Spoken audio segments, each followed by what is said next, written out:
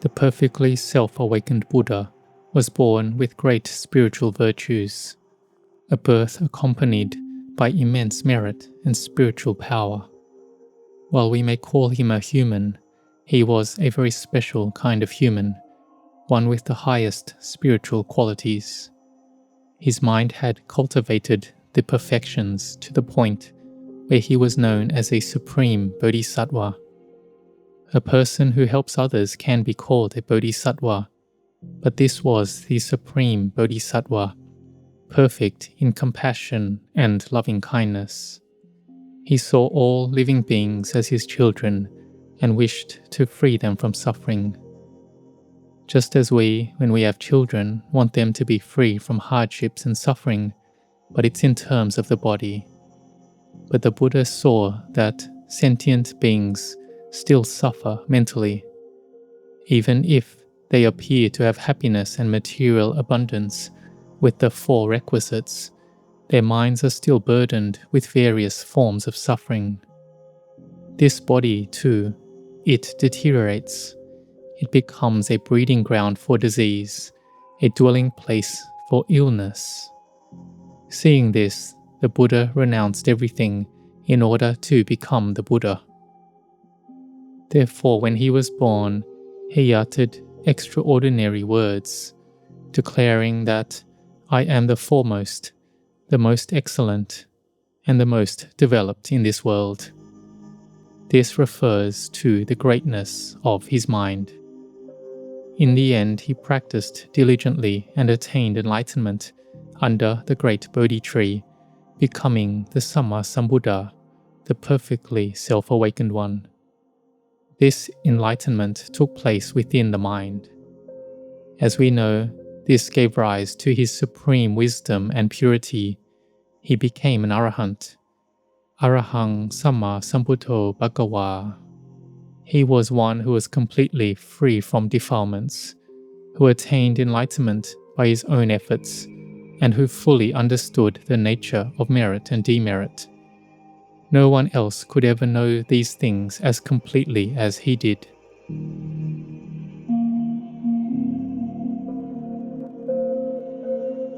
When the perfectly self-awakened Buddha realized the truth, he did not keep that knowledge to himself, nor did he seek liberation for himself alone. With perseverance and patience, he taught others. This was his great compassion.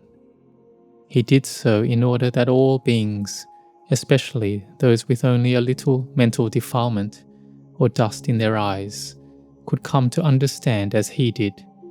They could attain enlightenment and know as he did, becoming sāvakas, noble disciples. That is, the Buddha's awakening is able to arise in all of our hearts. The perfectly self-awakened Buddha taught all beings with loving kindness and compassion. Even as he approached his final passing into parinibbana, he continued to make the effort to teach out of goodwill and compassion. One example is Chunda, the layman who offered the Buddha his final meal. He had pure moral conduct, keeping the 5 precepts, and attained to the level of Sotapanna, stream enterer. The Buddha declared that the merit of the one who offered his last meal from Chunda was equal to that of Sujata, the woman who offered him the meal before his enlightenment. Both meals bore equal great merit, because after receiving them, the Buddha entered into deep meditative absorptions. This shows that Chunda had immense merit. And the last person to attain arahantship during the Buddha's lifetime was Venerable Subhadda. He possessed immense merit. The Buddha had to travel a long distance from Vesali to Kushinara, and it took a great deal of time. In those days, many people attained arahantship, but that was because they had accumulated merit over countless past lives. Even before attaining arahantship or reaching the level of stream enterer, they had already created great merit. As for us, We are now in the process of cultivating spiritual accumulations. Sometimes we may face many obstacles in life, but no matter how great those challenges are, we continue to train ourselves and endure with patience.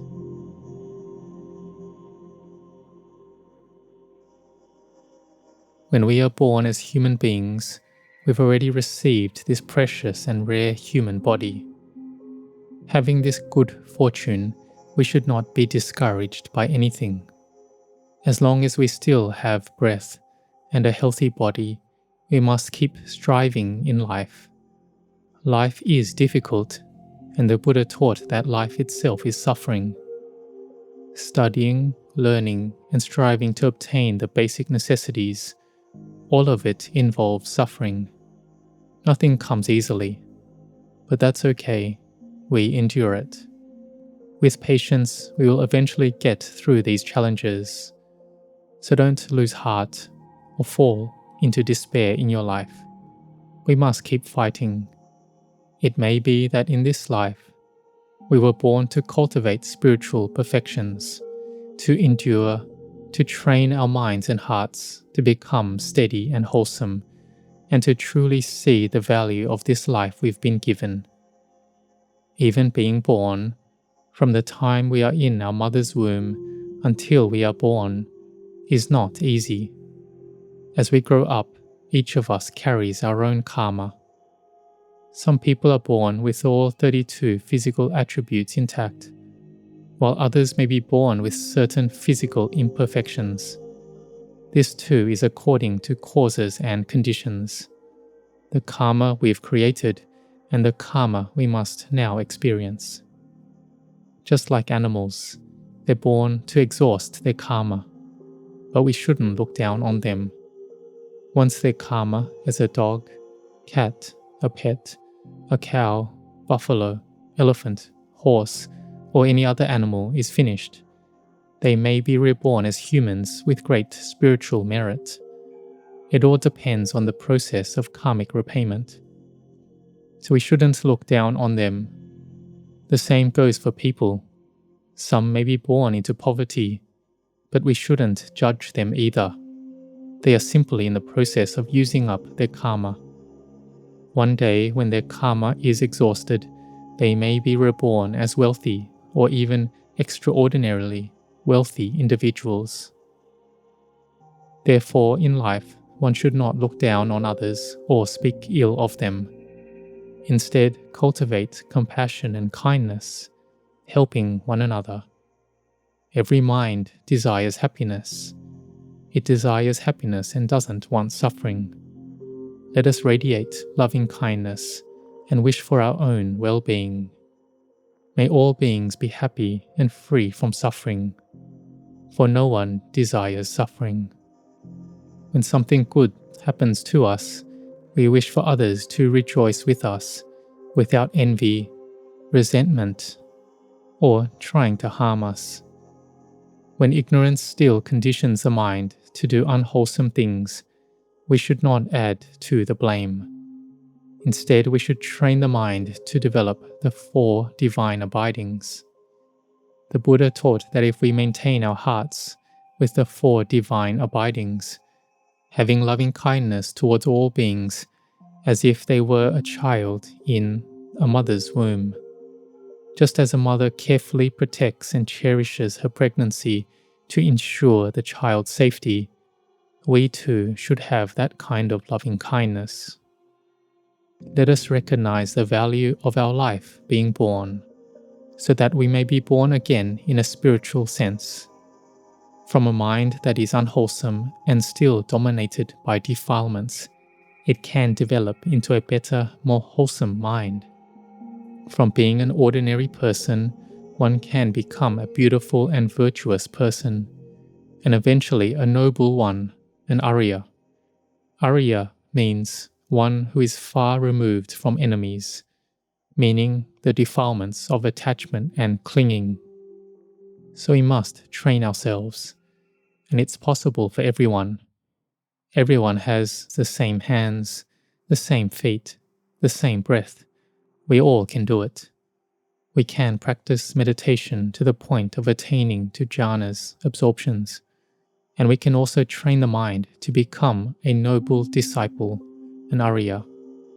It is possible if we are diligent, determined, and have a clear goal. It's like studying. If we have a goal, we can succeed. Even if our intelligence isn't great, we can be more diligent than others and still accomplish it. Others might understand something after reading it once, and we may need to read it 3 times, but we still can learn and develop a profession to live in this world. That's how it is. We need to earn the means to survive. Even if it's difficult, we endure. We bear with it. Patience and endurance are the supreme virtues that burn away defilements. So we have time to chant, so we chant and meditate a lot. Be determined in doing it in our lives. Determined that may good things come into the mind, and may the bad things leave our minds. Maintain our body to be complete and well, and guard and take good care of your mind. Practice without getting lost in thoughts, especially those that wish to harm or destroy this body, which is a valuable asset that we have obtained through much merit. It's not something easily attained.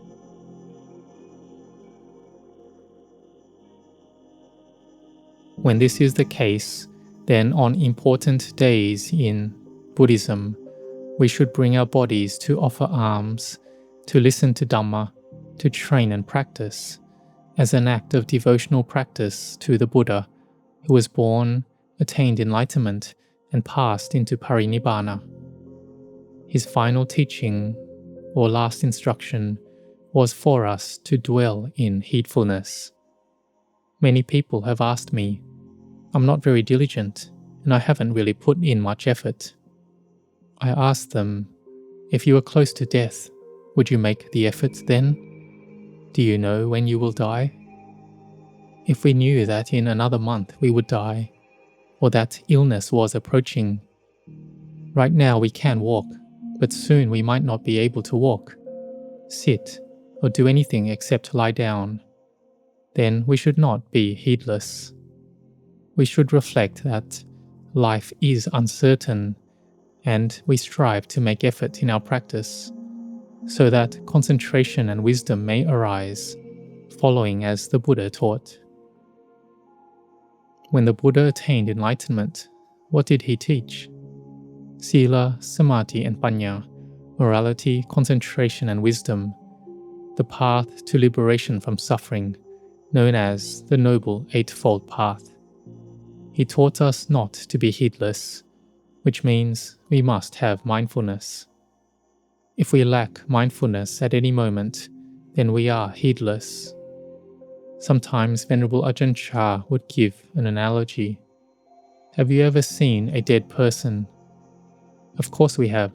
We've seen many lying, still in death. But have you ever seen a dead person who can still walk?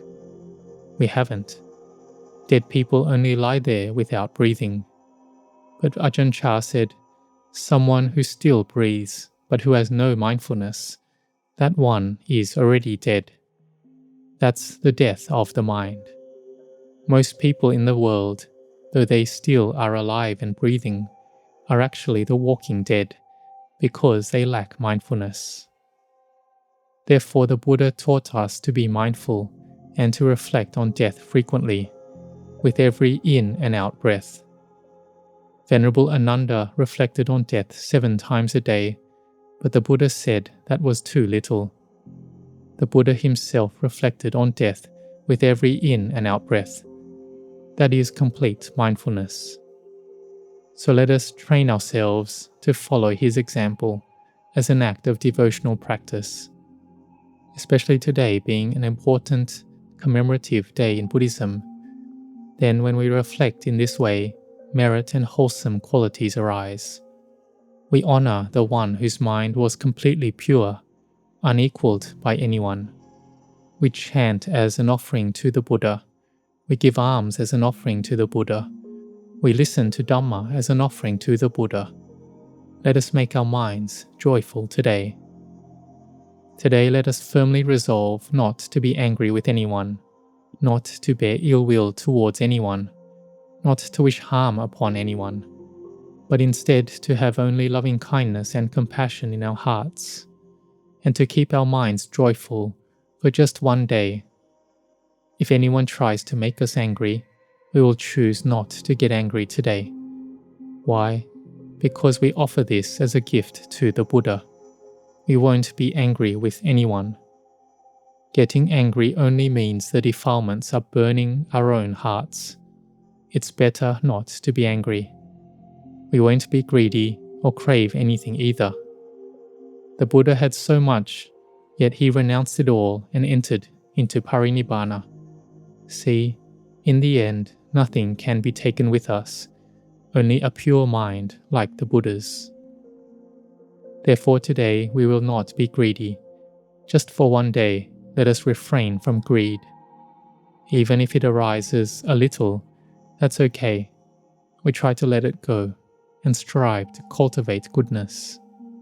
Walk meditation around the Chedi courtyard. Walk around the ordination hall. Meditate and practice to make the body strong and the mind resilient and joyful. Make a heartfelt aspiration to live a long life in order to continue practicing as a devotion to the Buddha. Let us increase merit each day, grow in wholesomeness day by day. Don't listen to discouragement arising in the heart. When it becomes so heavy that it starts affecting our body, we reject that. For whatever time of life remains, let us dedicate it as an offering to the Buddha, the Dhamma, and the Sangha. No matter what happens, we offer it all to the Buddha. Just keep practicing with determination. In the end, the goodness we do and the wholesome actions we've accumulated will bear fruit, and we will be able to overcome suffering and hardship. Set your mind firmly in this way until insight and the experience of Dhamma arises in the heart. Then you will have true confidence that the Buddha truly existed, truly attained enlightenment, and that his teachings, when practiced, truly bring real results. We may have been someone who got angry easily, very prone to anger, but over time that lessens. We may have been very greedy, deluded, and caught up in everything, but later, when wisdom arises, the delusion fades and we let things go. We are no longer deluded as we once were. The Buddha said that this birth of his was his final lifetime and he would not be reborn again. It's like a house whose frame has been dismantled. The Buddha said the framework of defilements, meaning ignorance, was completely destroyed. The Buddha had knowledge arise and defilements were ended. It was called Nibbana, arising. This was his first discourse. And the final teaching of the Buddha is for us to dwell in heedfulness, to know that all conditioned things are impermanent. They arise and pass away as a natural law. So do not be heedless. Remain established in heedfulness, so monks. And truly, this applies to all of us. The Buddha also taught us to be mindful with every breath. As Venerable Ajahn Chah said, you can see the walking dead, those without mindfulness. So let us strive to be mindful. Today, we'll be eating and doing various tasks, so let us do so with mindfulness. There's no need to talk or chat when doing it. When you have the chance to come to the monastery and try to talk less about household matters or worldly affairs, set them aside for now. Set aside talk of wars too. Speak less and be mindful. Then this becomes a place of peace for our hearts. Everything in the world is chaotic.